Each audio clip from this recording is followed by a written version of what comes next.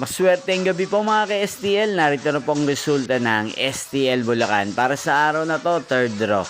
May 28, 2025, araw ng Miyerkules.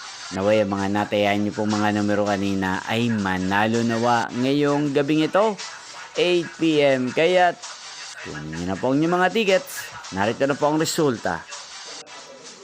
Ang mga numerong nanalo sa STL Bulacan ngayong gabing ito, May 28, 2025, 8 PM. Third draw result, 3 at 1 in exact order sa lahat po ng tumaya kanina sa STL Bulacan para sa third draw ng 3 at 1. Congrats po sa inyo, panalo po kayo.